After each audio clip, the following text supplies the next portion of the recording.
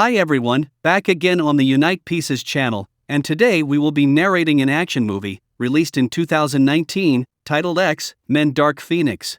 Make sure you watch this video to the end, for a better experience. Dark Phoenix is a 2019 superhero film that centers around Jean Grey, a member of the X-Men who develops incredibly powerful abilities after a space mission gone wrong. The film opens with a prologue set in 1975, when a young Jean Grey causes a car accident that kills her parents. Professor Charles Xavier, the leader of the X-Men, takes her in and helps her learn to control her telekinetic and telepathic abilities. Charles Xavier is contacted by the president asking for help to rescue the astronauts from the Endeavour space shuttle, which is critically damaged by solar flare-like energy. At first, Hank is reluctant since he believes that his jet can't ascend to very high altitudes but agrees to help the people out. The X-Men are called in for the mission, and Jean asks Mystique if she wants to go out there or not, to which Mystique replies that she does, and if anything wrong happens, they'll turn around. Meanwhile, Charles connects himself to the NASA space station using the Cerebro and assures them that everything is under control and help is on the way. Kurt and Peter safely pick up the astronauts and take them back to their jet, but the astronauts tell them that their commander is still inside the shuttle. Raven says that it's better to leave without him, but Charles orders them to retrieve him, saying that Jean could keep the shuttle intact to buy some time. As Kurt takes the commander to the X-Men jet, Jean is struck by the solar flare, but she absorbs every last bit of it.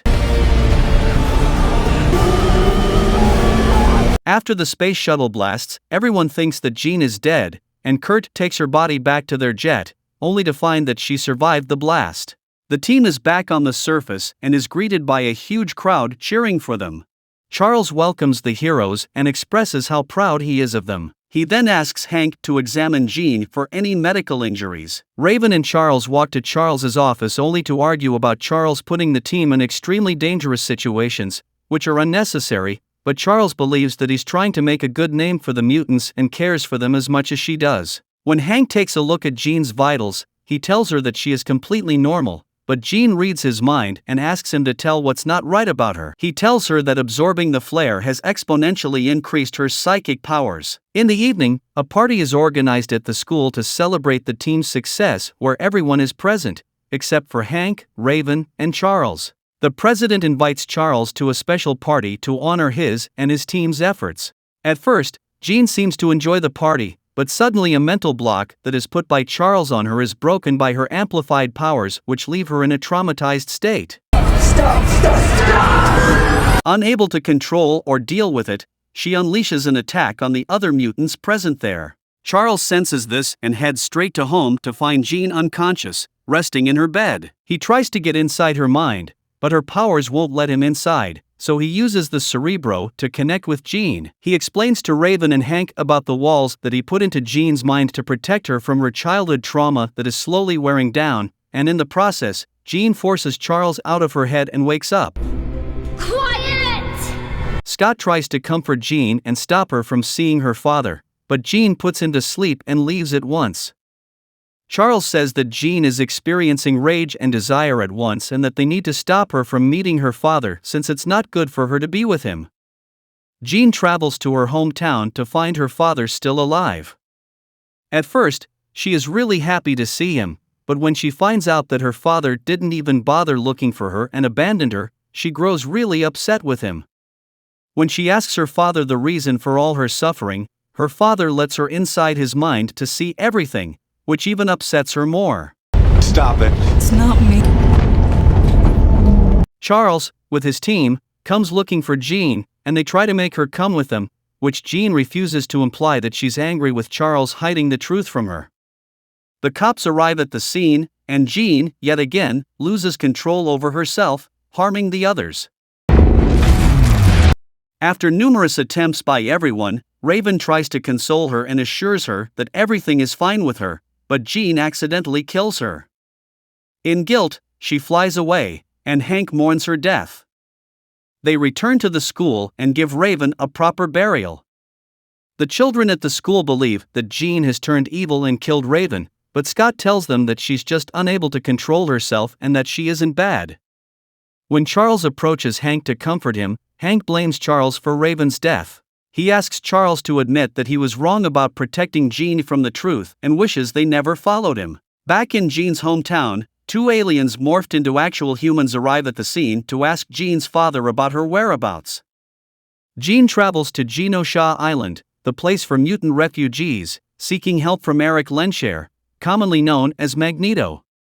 She asks Eric about hurting others and controlling her powers, but their conversation is cut short by the US military soldiers who come to the place looking for Jean to arrest her.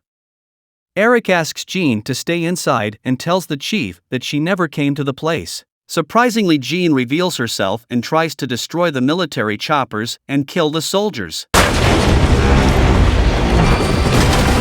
Eric saves their lives using his powers and asks them to retreat. When Jean again asks him for help, he refuses and tells her to leave. A disappointed Jean sits in a bar when she is approached by a woman named Vuk, who in reality is an alien leader of the Bari race. She tries to manipulate Jean by telling her that she is something special and what's inside her is unimaginably powerful. Scott is unable to find Hank in the classroom and his quarters and reports the situation to Charles. Meanwhile, Hank takes the X-Men jet to Genosha Island and asks for Eric's cooperation in finding Jean. Eric says he has no good reason to do so, but Hank tells him about Raven's death, and Eric vows to kill Jean if he finds her. Vuk takes Jean to her hideout and shows her how powerful the flare which she inside her is. She tells Jean that the solar flare that she absorbed is something that is the creator of worlds and the destroyer of Vuk's race. She also tells Jean that she is destined to be a galactic force, much greater than anyone could imagine. Eric locates Jean in New York, and Charles finds out about his plan to kill Jean. Charles asks only Scott to accompany him to save Jean, but Scott asks his other team members for their help, and everyone tags along to save Jean. Eric, along with Hank and his men, march towards Jean, but Charles tries to stop him, saying that the mutants have right now will be destroyed because of them, but Eric ignores him and continues the hunt. A brawl breaks out between the two sides.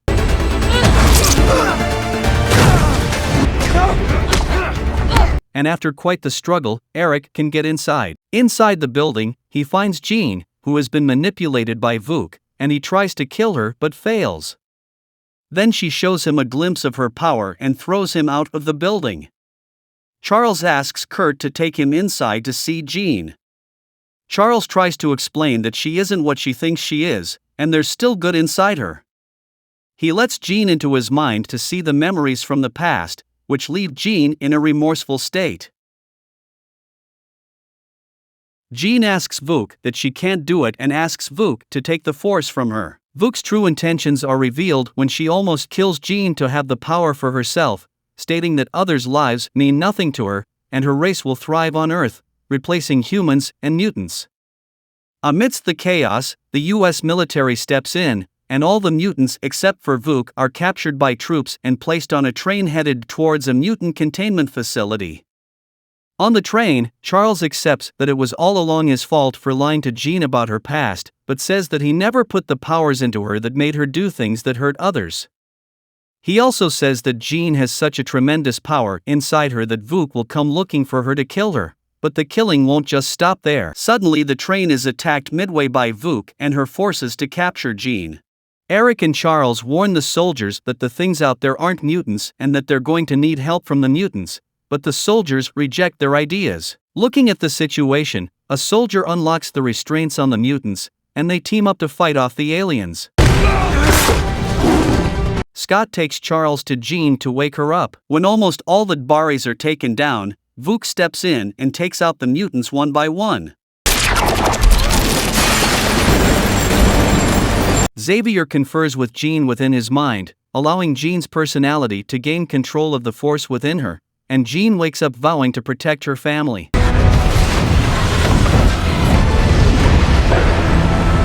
Jean effortlessly takes out the rest of the Baris, and Vuk approaches her to take her powers. When Jean tries to kill Vuk, she finds everyone else disintegrating, too, so she decides to take Vuk to the space to end her for once and for all. Jean disappears, and in the aftermath, an explosion lights up the sky, and a burning phoenix is formed. The Xavier School for Gifted Youngsters is renamed Jean Grey School for Gifted Youngsters, with Hank becoming the new dean. Charles has finally retired and settled down in Paris. Eric walks up to him and asks him to play a game of chess, which Xavier reluctantly agrees to. In the end, a burning phoenix is seen flying in the sky, possibly implying that Jean is still alive. Thank you for watching. Don't forget to write your opinion about this film in the comments column.